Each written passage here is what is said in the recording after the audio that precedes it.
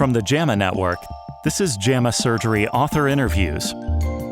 Conversations with authors exploring the latest clinical research, reviews, and opinions featured in JAMA Surgery. Welcome, JAMA Surgery listeners. This is Amalia Cochran, the web and social media editor for JAMA Surgery, and I'm here today talking about transfascial versus no fixation for open retromuscular ventral hernia repairs. The authors of this study are Drs. Ryan Ellis. Hi there. And Dr. Ajita Prabhu. Hello. From the Cleveland Clinic Center for Abdominal Core Health. Thank you both for being here today. Thanks for having us. We're so excited to be here. Thank you. Dr. Prabhu, you and I have had the chance to speak about a prior study that you had published with JAMA Surgery, and I know from that interview that you personally have a longstanding commitment to abdominal core health as a surgical paradigm. I think it's really important for our listeners who may not be as familiar with the concept of abdominal core health to understand what is meant when we are using that phrase. Sure. I'd love to talk a little bit more about that. I think it's really important, actually, because as hernia surgeons, I think often we are focused on the abdominal wall or the front of somebody's core. And we're often focused on there's a hole in that thing and we need to plug the hole or patch the hole or whatever it is that we need to do to restore continuity of the abdominal wall. But if you think about how your body functions, your abdominal core really is a cylinder that includes your front, your back, your pelvis, your diaphragm. And getting a hole in any one of those things can significantly affect the function of your abdominal core. So the concept of abdominal core health, I think, is a little bit referring to physically what our abdomens are comprised of in terms of the components, but then also functionally. If we get a hole in our abdominal wall or in our abdominal core, how does that affect us? So practically speaking, if you talk to a patient that has a large ventral hernia, for instance, they might have difficulty in their day-to-day function, in their quality of life, in areas that you and I might not commonly think of because your abdominal wall is hooked to everything. So if you have a large ventral hernia, not only might you have back pain, but it might be difficult for you to roll over in bed and sit up. It might even be difficult for you to generate enough pressure to have a normal bowel movement. So the day-to-day things that we take for granted often are a lot more than just closing a hole and preventing something from sticking out from that hole. I think it really refers to a more holistic view of how our abdomen functions. So I think that's really more of the concept of abdominal core health. Thank you for setting us up so clearly with that background. And now that we've established that definition for abdominal core health, I want to hear more about what motivated this particular research question regarding transfascial mesh fixation of retromuscular mesh. Yeah, I think the answer to that question is based around why we do anything in surgery, and it's because how we were taught how to do it. In training of abdominal wall reconstruction specialists and hernia surgeons, placement of transfascial sutures just were a routine part of the practice. Those who did it believed that they might keep the mesh flat and aid it with incorporation into the tissues and keep tension off the midline. But then we started to question, are they contributing to pain? And do they do anything in terms of recurrence? And it hasn't been well studied. And some people around the country had already begun abandoning the practice of placing these sutures.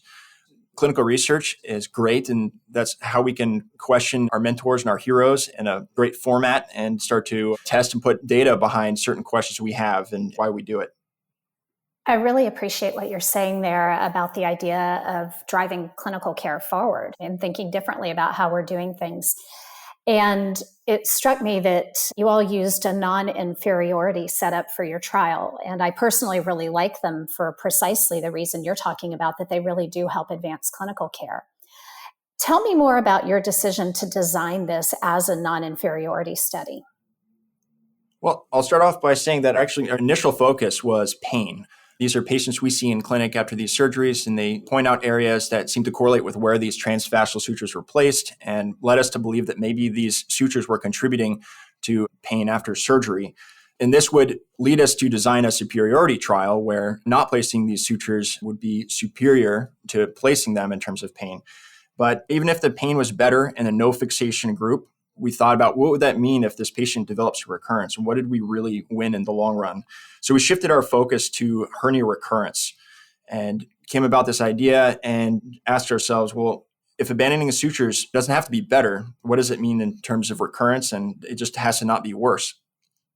Yeah, and I would just tack on to that by saying, as Ryan was saying earlier, when we go to take care of these patients, why do we do these things? It's because we're nerds, right? And we love what we do. We do a high volume of hernia surgery. And as we kind of pick apart the pieces of what we do and put some data behind it, when we look at these guys, we've had this impression forever that the transfascial sutures cause pain. And you would think that that would be the pursuit of this type of work to figure out, does getting rid of them get rid of the pain?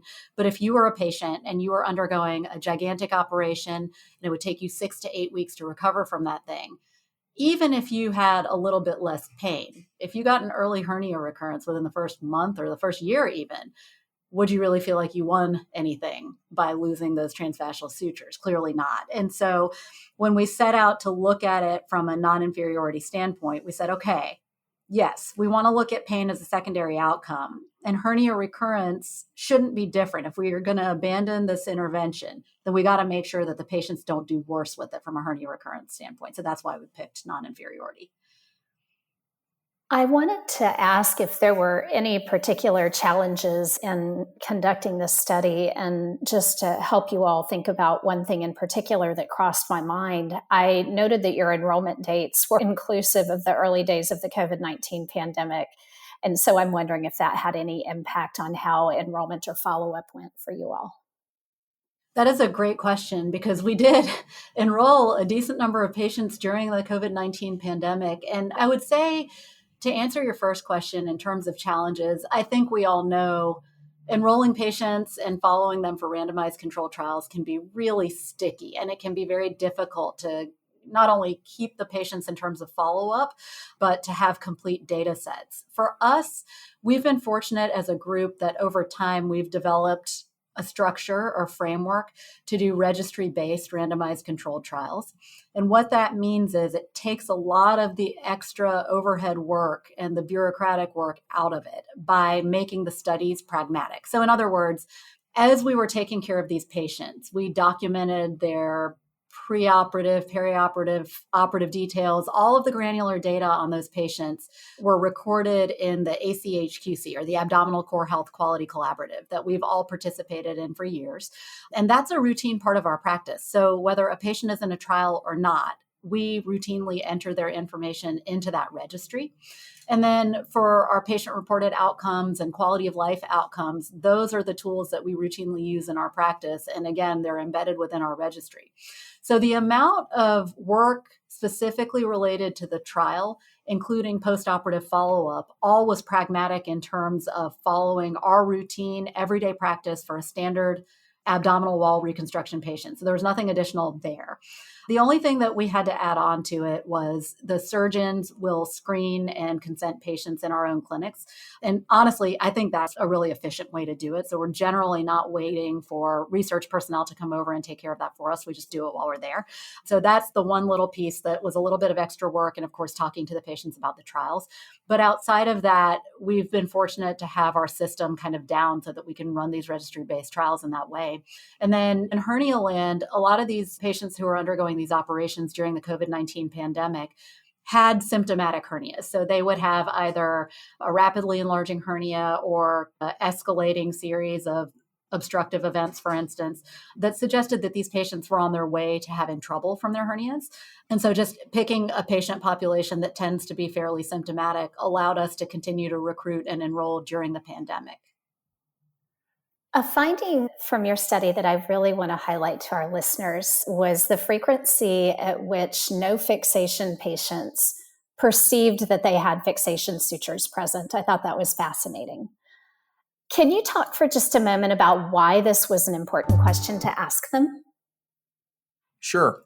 Pain and discomfort is something subjective that the patients feel, and it can be really hard to get objective data from.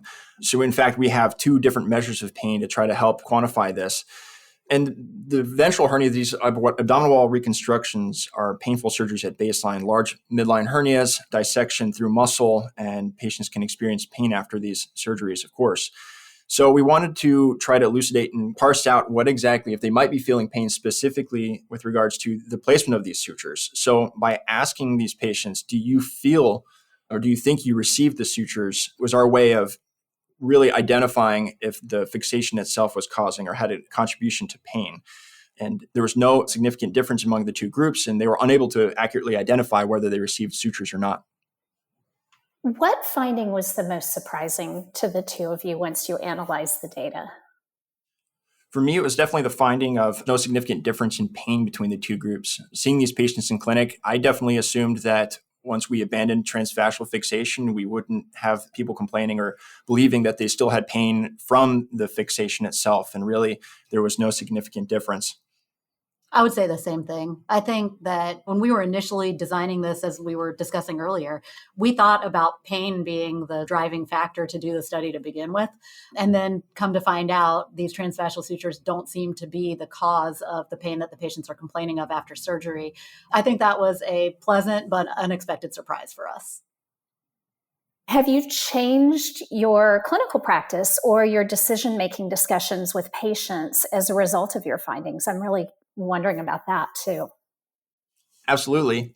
Well, we no longer place routine sham incisions, which was part of our study. But really, we have abandoned the use of routine transfascial fixation in patients who met the criteria that we discuss in our study. These are midline ventral hernias with a defect width of less than or equal to 20 centimeters. Surgeons were confident they could reapproximate the fascia. And so for these patients, it's no longer routine practice. I would just like to close with what new questions have been raised by this work for you. With respect to doing these trials, we really answered a specific question for one specific group of people, and that's the one that we talked about with the ventral hernias and the specific hernia width. We can't extrapolate this data to other patient populations. There's other people with other types of hernias out there, flank hernias, peristomal hernias, hernias that required mesh bridges, and we can't speak to whether abandoning transfascial fixation would produce the same results in those populations. So it begs more questions and more research out there to see what the next steps are and if abandoning transfascial fixation can be extrapolated. Dr. Prabhu and Dr. Ellis, thank you both so much for your time today. Thanks so much for having us. Thank you. This episode was produced by Daniel Musisi and Daniel Morrow at the JAMA Network. To follow this and other JAMA Network podcasts, please visit us online at jamanetworkaudio.com. Thanks for listening.